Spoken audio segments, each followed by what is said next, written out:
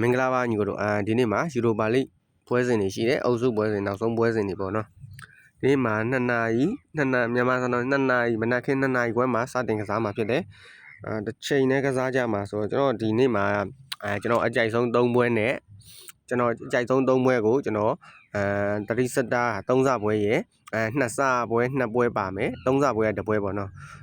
ကျွန်တော်ရွေးချယ်ပေးသွားမယ်ညီကိုတွေနဲ့အကြိုက်တူရင်လိုက်ကစားနိုင်တယ်ဆိုတော့ကျွန်တော်ဒီပထမပွဲကဒီ Aston Villa နဲ့ 7 ပွဲစဉ်တွေကိုကျွန်တော်ရွေးချယ်ပေးခြင်းပါတယ်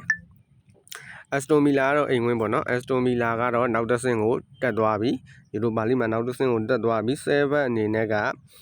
မျှော်လင့်ချက်မရှိတော့ဘူးလို့တော့ပြောလို့ရတယ်ဘာလို့လဲဆိုတော့7တို့က6မှတ်ပဲရထားသေးတယ်ဒီနေ့ပွဲမှာ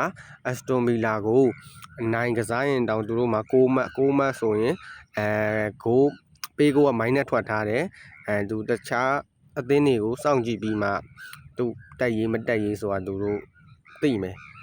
ဒီနေ့ဗီလာရဲ့အိမ်ဝင်ကိုတွားရောက်ရှင်ပြိုင်ကစားရမယ့်7အနေနဲ့မျှော်လင့်ချက်တော့မရှိဘူးအက်စတိုဗီလာလည်းဒီနေ့ပွဲနိုင်ရင်ရှုံးပွဲမရှိဘဲနဲ့ဟောပေါ့ဒီယူရိုပါလိနောက်တစ်ဆင့်ကိုတက်မယ်ဆိုတော့ဗီလာအနေနဲ့ဒီနေ့ပေးတာကတော့1.40ပေးတယ်ကိုပေါင်းသိမ်းမှာ3.40ဖွင့်ထားတဲ့အနေထားမှာကျွန်တော်ဒီဗီလာကဒီပွဲပြီးရင်ပရီးမီးယားလိမှာဒီဘရက်ဖို့နဲ့တရက်နေ့မှာကစားရမှာဖြစ်တယ်ဗီလာလည်းပရီးမီးယားလိမှာ1 2 3ဆိုတဲ့အဲမှာဝင်နေတယ်မန်စီးတီးနဲ့အမှတ်2အာဆင်နယ်ကိုလိုက်ပြီးဖိအားပေးနေတယ်ဆိုတော့ပရီးမီးယားလိမှာလည်းအမှားလုပ်လို့မရတဲ့အနေထားမှာကျွန်တော်ဒီဗီလာရဲ့အနေထားမှာတော့ဒီအင်ရှင်ဗီလာအနေနဲ့နိုင်သွားတောင်ဒီဂိုးမပြတ်နိုင်ဘူးလို့ကျွန်တော်ယူဆတယ်ဒါကြောင့်မလို့ကျွန်တော်ဒီနေ့ပွဲစဉ်လေးကိုကျွန်တော်7 body နဲ့7ဂိုးပေါင်းအောက်ကိုကြိုက်ပါတယ်ဒီပွဲကကျွန်တော်3 star ပါဒီပေါ့2ချက်ကွက်ကိုစားသူကစားလို့ရတယ်အကြိုက်သူတဲ့ညီကိုတွေကတော့စားသူလိုက်ကစားနိုင်တယ်ဆိုတော့နောက်ထပ်တစ်ပွဲကတော့ကျွန်တော်ဒီစီဟိုပါပေါ့ Lioness ပေါ့ဆိုတဲ့ပွဲလေးเนาะဒီ Lioness ပေါ့မှာတော့ဗျာဒီ PAOK ပေါ့အနေနဲ့ကလည်းမျှော်လင့်ချက်ရှိတယ်သူမှာအမှတ်က6မှတ်ရထားတယ်နောက်ဟောပေါ့ play off ကန်ဖို့အခွင့်အရေးရှိသေးတယ် Lion အနေနဲ့ကတော့ဆောနာပြောတဲ့ဗီလာလိုပဲ Lion တို့နောက်တစ်ဆင့်ကိုတက်သွားပြီ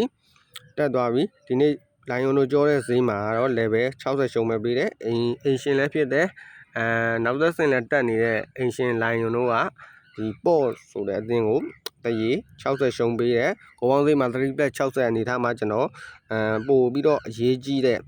တရေတမတ်ဆိုရင်ကိုပို့ပြီးတော့ကောင်းတရေတမတ်ရမယ်တောင်အကောင်းဆုံးဖြစ်မဲ့ပေါ့ကိုပဲကျွန်တော်ရွေးချယ်ချင်ပါတယ်ဘာလို့လဲဆိုတော့ပေါ့အနေနဲ့ကလည်းဒီနေ့ပွဲမှာကကြိုးစားနဲ့ကန်လာဖို့ရှိတယ်ဘာလို့ဆိုတော့လိုင်ယွန်အမှတ်မလို့တော့ဘူးဗျလိုင်ယွန်လုံပွဲဆော့သွားနိုင်တယ်လိုင်ယွန်ပေးထားတဲ့ဈေးကလည်းအိမ်ဝင်ကြီးမှာပြား60ပဲရှုံးမယ်ဆိုတဲ့အနေထားကိုကျွန်တော်မကြိုက်ဘူးဒါကြောင့် post body ကြိုက်တယ်ပေါ့ကိုပေါင်းအောက်ကြိုက်တယ်ဒါကတော့2 star ပါညီကိုတို့နှစ်ချက်ကွက်တွေပဲเนาะညီကိုနောက်ထပ်တစ်ပွဲကတော့ကျွန်တော်စတုဂတ်နဲ့ရန်ဝိုင်းပွဲစဉ်လေးဖြစ်ပါတယ်ဒီစတုဂတ်ကတော့ဘော်နယ်လီဂါအသင်းပေါ့နော်အိမ်ဝင်ကောင်းတာထဲမှာပါတယ်ပေါ့နော်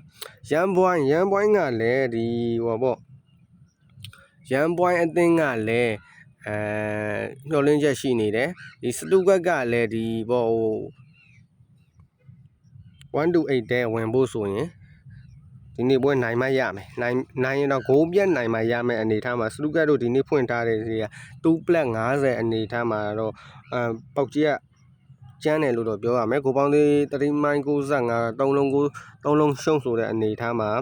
ဒီလိုမျိုးရန်ဘွိုင်းကိုဗျာဒီရန်ဘွိုင်းကအက်စတွန်ဗီလာရဲ့အိမ်ဝင်းမှာလည်းသွားရောက်ကစားခဲ့ပြီးအဲ့အချိန်မှာအက်စတွန်ဗီလာကို2-1နဲ့ရှုံးခဲ့တယ်အက်စတွန်ဗီလာလို့ဂိုးပြတ်မနိုင်ထားဘူးဒါကိုဒီလိုမျိုးစတုဂတ်အနေနဲ့ကဒီလိုဂိုးပြတ်အက်စတွန်ဗီလာတောင်ဂိုးမပြတ်ထားတဲ့အသင်းကိုဒီ2 ပလက်ကြောတာကျွန်တော်အနေနဲ့စတုဂတ်ပေးတဲ့ဈေးကကျန်းတယ်မြင့်တယ်လို့ကျွန်တော်ယူဆတယ်ဒါကြောင့်ကျွန်တော်ဒီနေ့မှာဒီအပေါ်ကြီးဖြစ်တဲ့ကျွန်တော်အင်ရှင်စတုဂတ်ဘော်ဒီလေးနဲ့ကျွန်တော်ရင်းပါမယ်ဒီဟာလည်း2 star ပါဒါကတော့စတုဂတ်ဘော်ဒီတစ်ချောင်းနဲ့ပါညီကိုတို့ကျွန်တော်ပြောတော့3ပွဲရှိပြီဒါကျွန်တော်ရဲ့အကြိုက်ဆုံး3ပွဲပါအက်စတွန်ဗီလာပွဲမှာ7 body နဲ့7ဂိုးပေါင်းအောက်က3 star 3စပွဲဖြစ်တယ်Lioness ပေါ့ပွဲလေးမှာကျွန်တော် post body နဲ့ပေါ့ဂိုးပေါင်းအောက်2စပွဲ အပြည့်ထုတ်တယ်ဒီစတူကတ်နဲ့ရန်ပွိုင်းပွဲစဉ်လေးကိုကျွန်တော်စတူကတ်ဘော်ဒီနှစ်စာပွဲအနေနဲ့ထုတ်ပါတယ်ကျွန်တော်နောက်ထပ်2သင်းပြောပါဦးမယ်နောက်ထပ်လူဒိုကိုရဲနဲ့ nice ပွဲစဉ်လေးကတော့ကျွန်တော်ကိုပေါင်းအပေါ်ကြိုက်ပါတယ်လူဒိုကိုရဲနဲ့ nice ဆိုတာ nice အသင်းကတော့ယူရိုပါလိကနေထွက်ရပြီဘာမှမရှိတော့ဘာမှမျှော်လင့်ချက်မရှိဘူးလူဒိုကိုရဲအနေနဲ့နောက်တစ်ဆင့်အသက်ဆက်ရှင်လို့ရသေးတယ်တော့အင်ရှင်လည်းဖြစ်တယ်လူဒိုကိုရဲကြိုက်ရမယ့်အနေထားဆိုပေမဲ့ nice ရဲ့နောက်တန်းnice ကလည်းနောက်တန်းပေါက်တယ်လူဒိုကိုရဲအနေနဲ့ night ကိုဂိုးပြန်ပေးရနိုင်နေခြေရှိလို့မလို့ကျွန်တော်ဒီ3လုံးအပြည့်စားဆိုတဲ့အနေထားမှာကျွန်တော်ဒီလူဒိုကိုရဲနဲ့ night ကိုလူဒိုကိုရဲကိုပေါင်းအပေါ်ကြိုက်တယ်အောက်ကြတော့ဂျန်နဲ့မဲမိုပွဲလေးဖြစ်တယ်ဂျန်နဲ့မဲမိုမှာဒီမဲမိုကလည်းလှည့်ပြန်ရပြီမဲမိုကတော့စုပ်ပြတ်တတ်နေရဲ့အသင်းပေါ့နော်ဒီဂျန်ကအိမ်ဝင်းကောင်းတာထဲမှာပါတယ်ဗျအိမ်ဝင်းဆိုရင်ဂိုးတွေအမြောက်များတွင်းပြလေးရှိတယ်ဒါကြောင့်ထင်တယ်ဒီနေ့မှလည်းဂျန်တို့တစ်လုံးရှုံးပေါက်တယ်ကျွန်တော်ဂျန်ဘော်ဒီကိုပဲကြိုက်ပါတယ်ကျွန်တော်ဒီနေ့ပြောသွား9ပွဲပါညီကိုတွေအဲ့9ပွဲထဲမှာညီကိုတွေကြိုက်တာလေးတွေယူ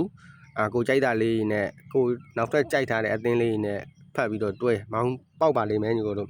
ကျွန်တော်ဒီ9ပွဲထဲမှာထွိုက်ပြီး4သင်းမောင်းဖြစ်ဖြစ်3သင်းမောင်းပဲဖြစ်ဖြစ်တွဲရင်လည်းပေါက်နိုင်ပါတယ်ညီကိုတို့ကျွန်တော်ရဲ့အကြိုက်ဆုံးကတော့အဲ့7ဘော်ဒီနဲ့7ကိုပေါင်းအောက်ကြိုက်တာဖြစ်တယ်တတိစတာပေါ့နော်အဲ့ဟာဒုတိယအကြိုက်အနေနဲ့ဒီဟိုပေါ့ pop body ပေါ့ကိုပေါင်းအောက်နှစ်စာပွဲအနေနဲ့ကျွန်တော်ရွေးထားတယ်